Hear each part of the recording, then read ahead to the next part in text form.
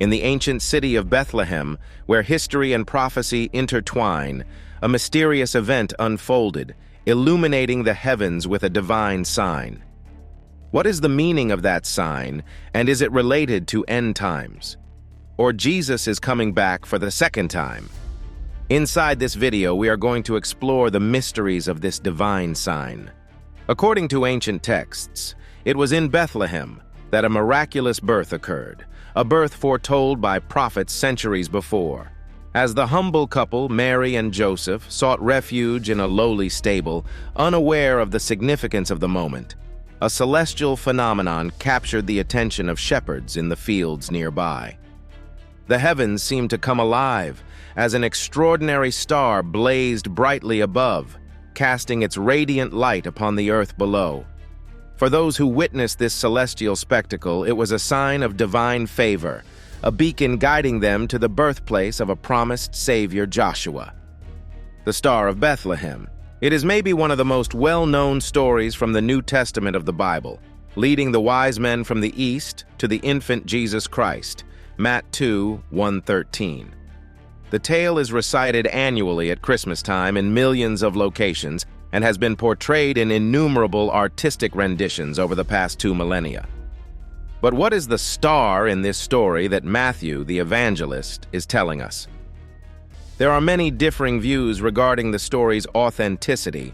Some believe it is a true account of historical events surrounding the birth of Jesus Christ, while others believe Matthew invented it solely for literary purposes as part of early Christian propaganda. It goes without saying that one's attitude toward Matthew is not always unrelated to their own personal ideas and socialization. Therefore, talking about this topic is not always an emotionally neutral experience. Even still, it can be interesting to find out if the story accurately captures the motivations and events that individuals were thinking about at the time, even if they believe the narrative to be pure fiction. The more practical concern for the astronomer is this: was Matthew reporting a real astronomical event that took place at this time? And which one, if any? There are several astronomical objects that could be candidates, including comets, variable stars, planetary conjunctions, supernovae, and yes, even extraterrestrials. The Great Conjunction. Most of these events were quickly discounted. Comets are usually bad omens, and variable stars are hard to see with naked eyes. Chinese records show no supernova during the time frame in question, B. Schaefer, R. Van Gent. Moreover, the story itself does not give the impression that the event was particularly spectacular, such that the star was easily recognizable for everybody. Was it perhaps an astrological conjunction? This idea had been revived in recent years by Monsieur Molnar in his book, The Star of Bethlehem, The Legacy of the Magi, preceded by Voigt, 1911. It was this particular book that was most intensely scrutinized at the workshop. Center stage in this theory takes a great conjunction of the most prominent planets, Jupiter and Saturn. Such a great conjunction actually occurs roughly every 20 years successively in 3 different zodiacal signs, after which it returns, slightly shifted, to the original zodiacal sign. After 3-4 of these trigons, figure 1, the conjunction shifts to the next set of 3 zodiacal signs, that is, after 10 conjunctions per zodiacal sign, only to return after some 800 years to start a new circle with Aries, the ram, the first of the signs. It was, in fact, Johannes Kepler who observed in 1604 a supernova that occurred right in such a great conjunction while the 800-year cycle was restarting.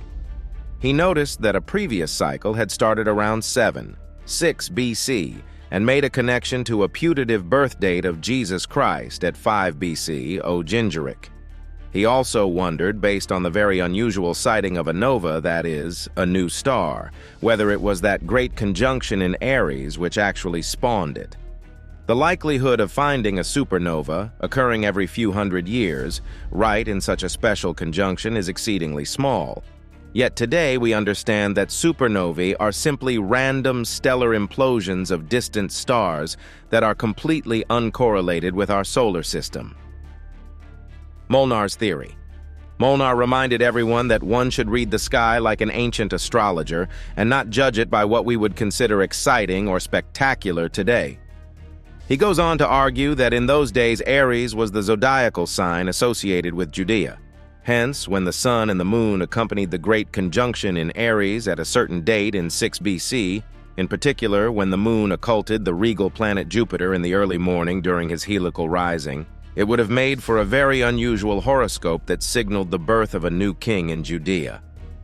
The great conjunction itself was visible for a good part of a year, where it would move across the sky, stop, return for a while, stop again, and then move further.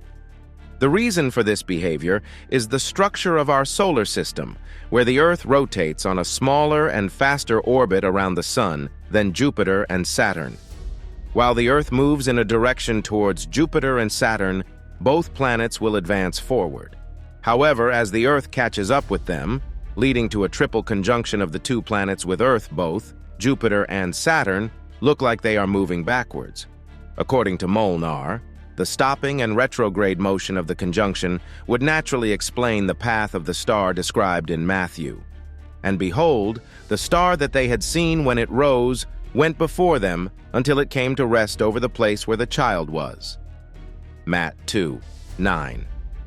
Indeed, all astronomers at the meeting, P. Barthel, B. Schaefer, D. Hughes, agreed that no astronomical object, other than planets, would go before someone and then rest in one location. Scrutinizing this theory, it seemed prudent to investigate the various aspects of that story and its historical context in greater detail. For example, what was the relevance of astrology at the time? Does the text use astrological terms? Would a horoscope be recognized as predicting a royal birth? And would that make someone jump on a camel to conduct a long journey? Was Aries indeed the sign of Judea, and what are the Magi really? Ancient astrology. First of all, astrology was indeed widespread and an integral part of ancient society. One would miss many important nuances of the time if one were to ignore this. Already, 700–400 BC Mesopotamian astronomy was well developed with detailed records of planetary motions over centuries. By 400 BC, mathematical tools were developed that allowed reasonably accurate predictions of the sky for any day of the year. Astrological systems developed and were used for multiple purposes, like casting an individual's horoscope, predicting the fate of future events, or choosing the proper date for an expedition or a journey.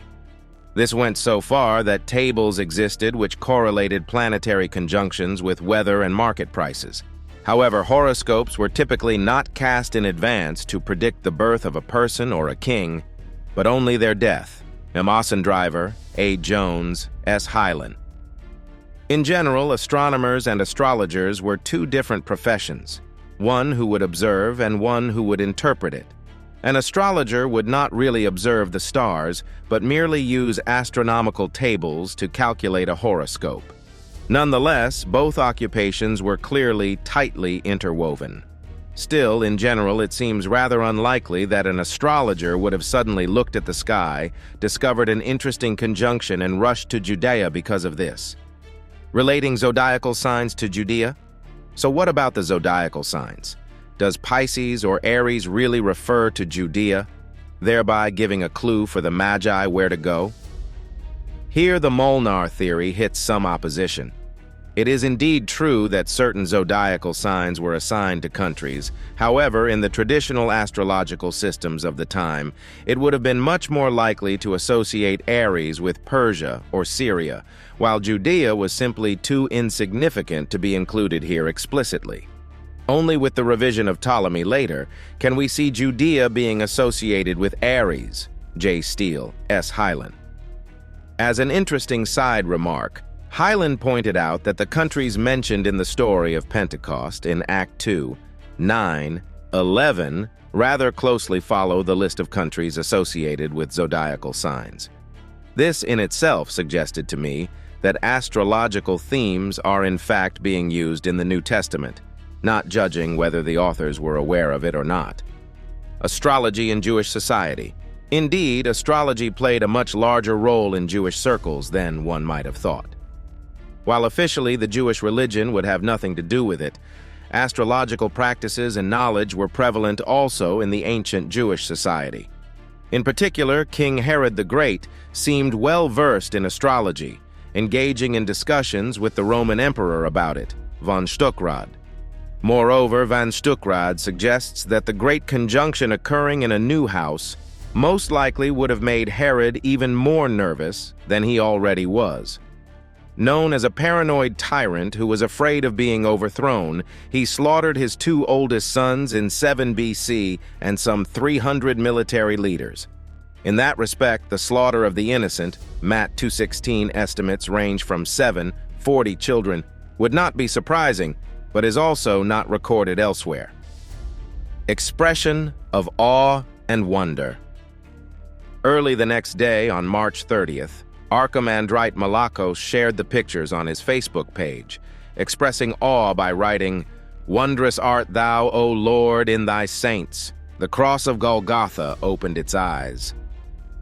This occurrence marks the first time such an event has transpired. The crucified Lord on Golgotha has always been depicted with closed eyes, but on this day, for reasons unknown, the eyes miraculously opened.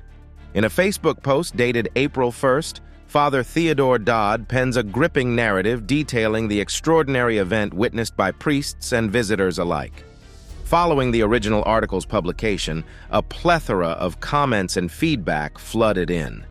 Some sources affirm the miracle, citing contacts in Jerusalem, while others claim it has been denied by the Holy Sepulchre. Despite differing opinions, the event underscores the countless miracles that have unfolded in the Holy Land, reminding believers of God's continued blessings upon His church through such divine interventions. This miraculous event occurred just a week after renovating the revered edicule, which shelters the Lord's tomb. It precedes by 2 weeks the highly anticipated annual celebration of the Holy Fire within the sacred precincts of the Church of the Holy Sepulchre on Holy Saturday. This recent event isn't the first to be met with skepticism. Similar occurrences have been reported in the past, casting doubt on their authenticity. One such example occurred in early August 2016, when a viral video purported to show a statue of Jesus Christ in a Mexican church opening and closing its eyes miraculously.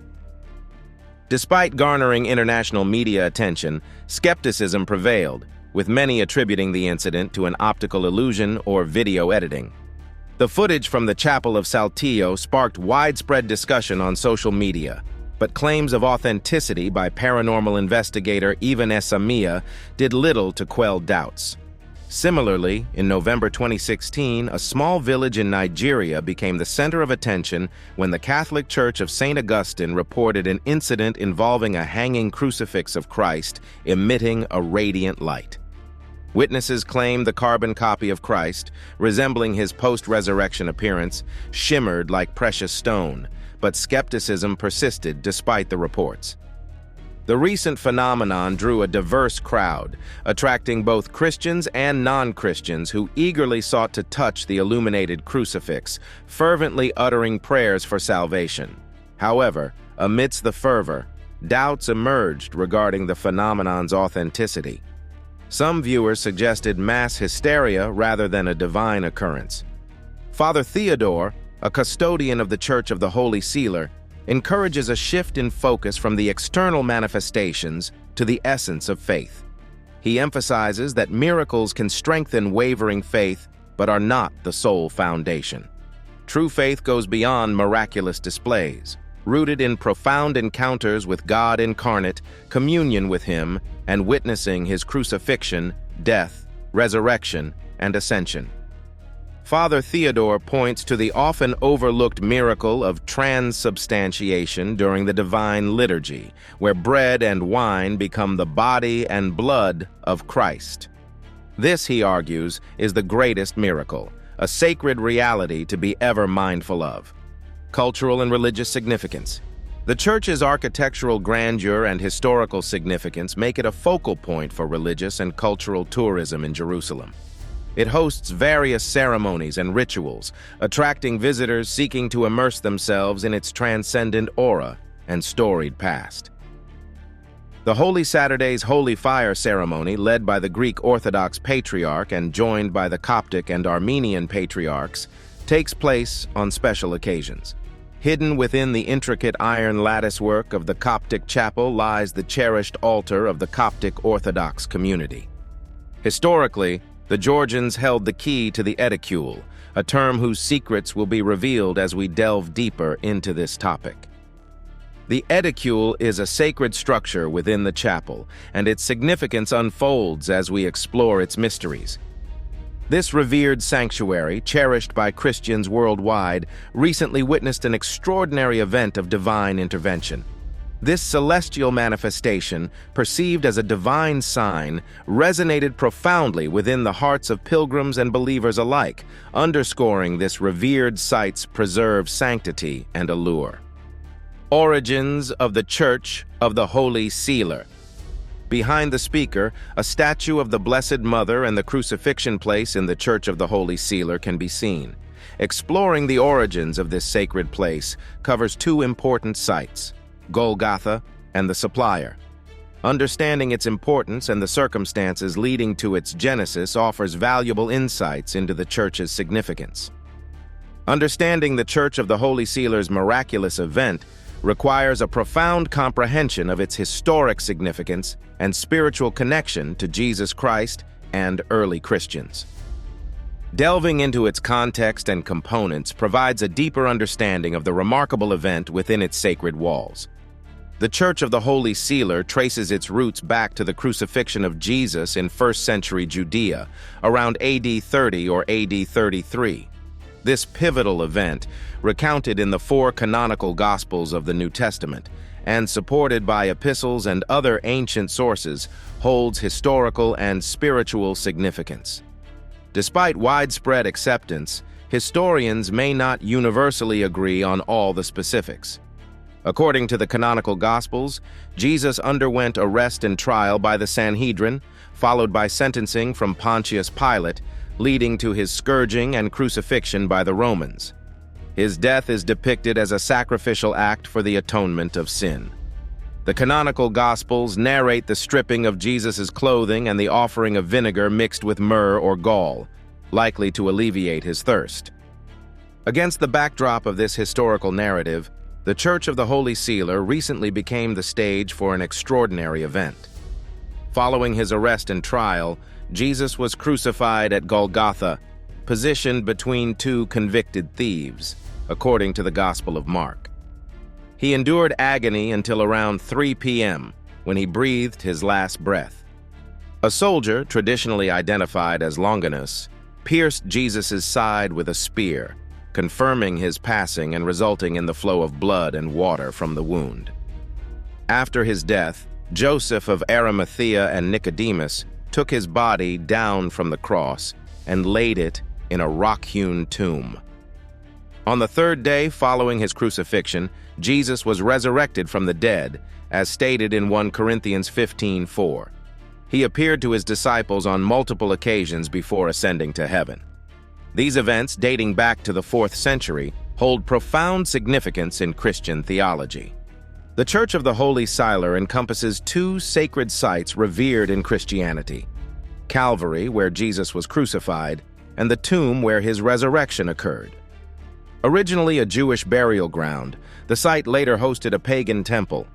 In 312, Constantine the Great embraced Christianity, inspired by a vision of a cross in the sky. He issued the Edict of Milan, granting legal status to the religion. This pivotal moment marked the beginning of the Church's establishment and the embrace of Christianity as the state religion. Discovery and construction of the Church of the Holy Sepulchre. Bishop Macaris of Jerusalem and Bishop Eusebius of Caesarea sought Constantine's approval to excavate the tomb site.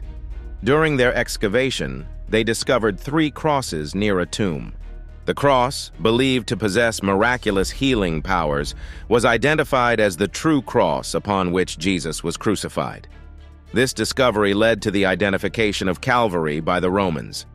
In 326 CE, Constantine commanded the construction of a church at the site. Over time, all accumulated soil and debris were cleared from the cave, revealing a rock-cut tomb believed to be the burial place of Jesus.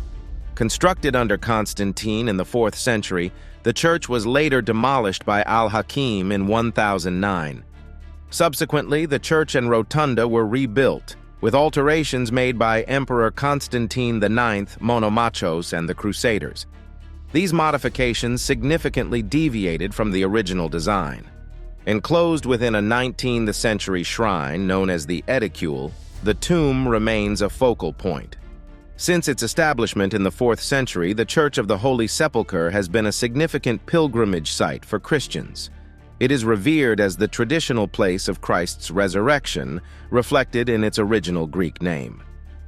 The church also houses the last 4 stations of the Via Dolorosa, symbolizing the final stages of Jesus' passion. Today marks an exciting day as we explore the archaeology within the Edicule, the shrine believed to contain the original bedrock where Jesus was laid after his death.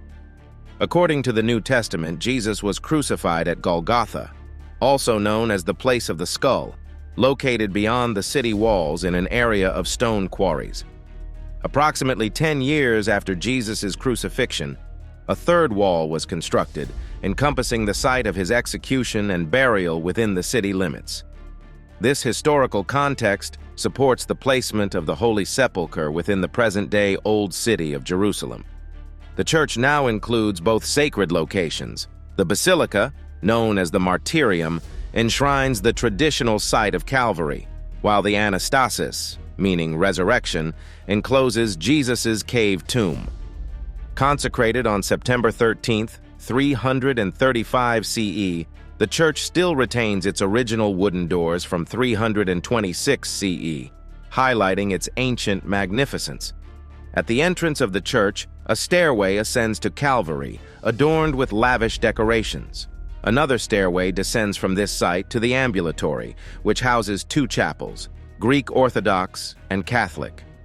What do you think of this divine sign in Bethlehem? Comment below and subscribe for more.